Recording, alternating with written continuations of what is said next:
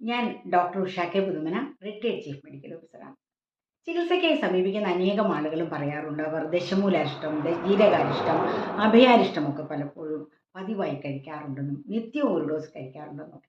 എന്നാൽ എങ്ങനെയാണ് ഈ അരിഷ്ടം പ്രവർത്തിക്കുന്നതെന്നൊക്കെ മനസ്സിലാക്കിയിട്ടൊന്നുമാണ് അവരത് കഴിക്കുന്നതെന്ന് തോന്നുന്നില്ല. എന്താണ് അരിഷ്ടം? ആയുർവേദ ശാസ്ത്രത്തിൽ വിവിധ രീതിയിൽ മരുന്നുകൾ നിർമ്മിക്കുന്നതിന് കൽപ്പനകൾ എന്ന് പറയും. അതിവിശിഷ്ടമായ ഒരു കൽപ്പനയാണ് അരിഷ്ടാശ്രമങ്ങൾ. സാധാരണ ഈ അരിഷ്ടം നിർമ്മിക്കുന്നതിനായിട്ട് വിവിധതരം മരുന്നുകൾ, അത് വേരും പൂവും കായും കാണ്ഡവും ഒക്കെ ആകാം, 64 ഇടങ്ങഴി വെള്ളത്തിൽ കഷായം വെച്ച് അത് 16 ഇടങ്ങഴി 1/4 വറ്റിച്ചെടുക്കുന്നു. അതിൽ 1 തുലാം ശർക്കര ചേർക്കുന്നു, അതായത് 6 കിലോയോളം. എന്നാൽ 3-4 തുലാം ശർക്കര ചേരുന്ന അരിഷ്ടങ്ങളുമുണ്ട്. തേൻ ചേർക്കണമെങ്കിൽ അത് ശർക്കരയുടെ പകുതി ചേർക്കും. ശർക്കരയുടെ 1/10 മരുന്നുകൾ പൊടിച്ച് ചേർക്കും, അതിനെ പ്രക്ഷേപ ചൂർണം എന്ന് പറയും. ഇതിനെല്ലാം ഉപരി താതിരിപ്പൂവ്, അത് വുഡ്ഫോർഡിയ ഫ്രൂട്ടിക്കോസ എന്ന ഒരു മരുന്ന് തീർച്ചയായിട്ടും അരിഷ്ടത്തിൽ ചേർത്തിരിക്കണം.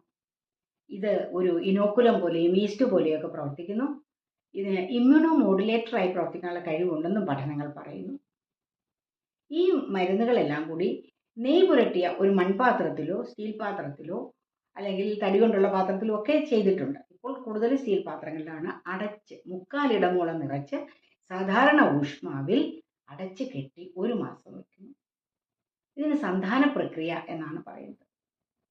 ഈ പ്രക്രിയയിൽ എന്തെങ്കിലും തകരാറ് സംഭവിച്ചാൽ അരിഷ്ടത്തിന് അതിൻ്റെതായ ഗുണം കുറയും.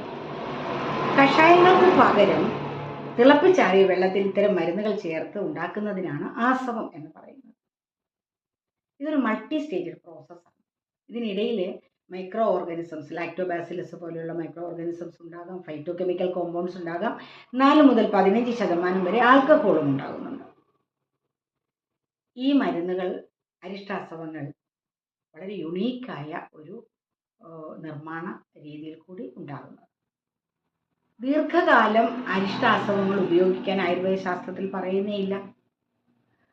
കാരണം വളരെ പെട്ടെന്നുണ്ടാകുന്ന രോഗലക്ഷണങ്ങളിലാണ് ഇത് കൊടുക്കുന്നത്. പെട്ടെന്ന് തന്നെ ശമനവും ഉണ്ടാവും. വളരെ കാലം കഷായത്തിലും ജലത്തിലും ഒക്കെ കിടന്ന് അതിൻ്റെ രസവീര്യങ്ങളെല്ലാം ലയിച്ച് ചേരുന്നതുകൊണ്ട് തന്നെ വളരെ വീര്യമുള്ള മരുന്നുകളാണ് അരിഷ്ടാസവങ്ങൾ. അതുകൊണ്ട് വളരെ കുറച്ചു കാലം രോഗത്തിനനുസരിച്ചാണ് വൈദ്യനിർദ്ദേശം ഉണ്ടാകാറുള്ളത്. 25 മുതൽ 30 മില്ലിയാണ് സാധാരണ പ്രായപൂർത്തിയായവർക്ക് അരിഷ്ടം കഴിക്കാനുള്ള ഡോസ് ഒരു നേരം.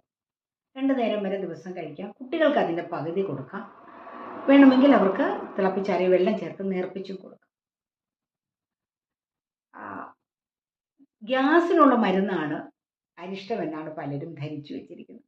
എന്നാൽ ആയുർവേദ ശാസ്ത്രത്തിൽ ഏതാണ്ട് 120ഓളം അരിഷ്ടാസവങ്ങൾ പറയുന്നുണ്ട്. ഉദാഹരണത്തിന് തന്നെ നമുക്ക് ദശമൂലാരിഷ്ടം.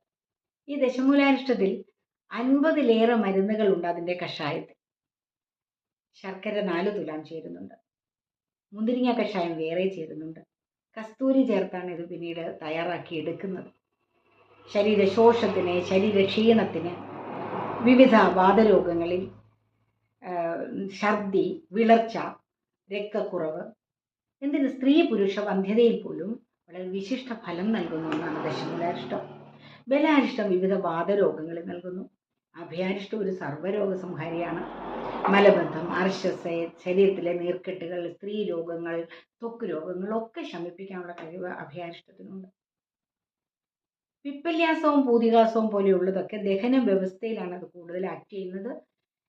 IBS, അതായത് ഇറിറ്റബിൾ ബവൽ സിൻഡ്രോം പോലെയുള്ള രോഗങ്ങളിൽ, വയറുവീർപ്പിൽ, ദഹനം ഇല്ലാതെ വരുന്നതിൽ, ഛർദിയിൽ ഒക്കെ നമ്മളിത് കൊടുക്കാറുണ്ട്. പുനർനവാസം ശരീരത്തിലെ നീർക്കെട്ടുകൾ മാറ്റുന്നു. ധന്വന്തരാരിഷ്ടം ക്ഷതങ്ങളിലൊക്കെയാണ് ഉപയോഗിക്കുന്നത്. എന്നാൽ പ്രസവിച്ച് കിടക്കുന്ന ആളിന് കൊടുക്കാൻ പറ്റിയ ഏറ്റവും പറ്റിയ അരിഷ്ടമാണത്. ജീരകാരിഷ്ടവും പ്രസവം കഴിഞ്ഞ ആളുകൾക്ക് കൊടുക്കാൻ നല്ലതാണ്. എന്നാൽ ദഹന വ്യവസ്ഥയെ ശക്തിപ്പെടുത്തുന്നതിന് ജീരകാരിഷ്ടത്തിന് കഴിയുന്നുണ്ട്.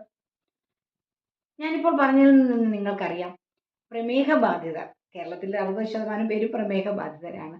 ഈ ശർക്കരയൊക്കെ ഇത്രയേറെ ചേരുന്നത് കൊണ്ട് സ്ഥിരമായി ഉപയോഗിക്കാൻ പറ്റിയ ഒരു മരുന്നേ അല്ല അരിഷ്ടാസവങ്ങൾ. അതുപോലെ അസിഡിറ്റി ഉള്ളവർക്കും അത്ര നല്ലതല്ല. വളരെ അത്യാവശ്യമുള്ള സന്ദർഭങ്ങളിൽ മാത്രം ഇത് ഉപയോഗിക്കാം. എന്നാൽ പ്രമേഹ ബാധിതർക്ക് ഉപയോഗിക്കാൻ പറ്റിയ ഒരു അരിഷ്ടമാണ് അയസ്കൃതി. അങ്ങനെയും പറയുന്നുണ്ട്. ലോധ്രാസവും അയസ്കൃതി പോലെയുള്ള മരുന്നുകൾ പ്രമേഹ ബാധിതർക്ക് നൽകാം എന്ന് പറയുന്നുണ്ട്. അപ്പോൾ അതുകൊണ്ട് ഇത്ര അതുല്യമായ ഗുണവിശേഷങ്ങളുള്ള അരിഷ്ടാസവങ്ങൾ ഡോക്ടറുടെ നിർദ്ദേശാനുസരണം രോഗിയുടെയും രോഗാവസ്ഥയും അനുസരിച്ചാണ് നിർദ്ദേശിക്കാറുള്ളത്. അതുകൊണ്ട് അങ്ങനെ ഏത് മരുന്നും വൈദ്യനിർദ്ദേശം അനുസരിച്ച് മാത്രം ഉപയോഗിക്കുക. പ്രത്യേകിച്ചും അരിഷ്ടാസവങ്ങൾ അങ്ങനെ ഉപയോഗിക്കാനും വളരെ കുറച്ചു കാലം ചെറിയ ഡോസിൽ കഴിക്കാനും ശ്രദ്ധിക്കണം.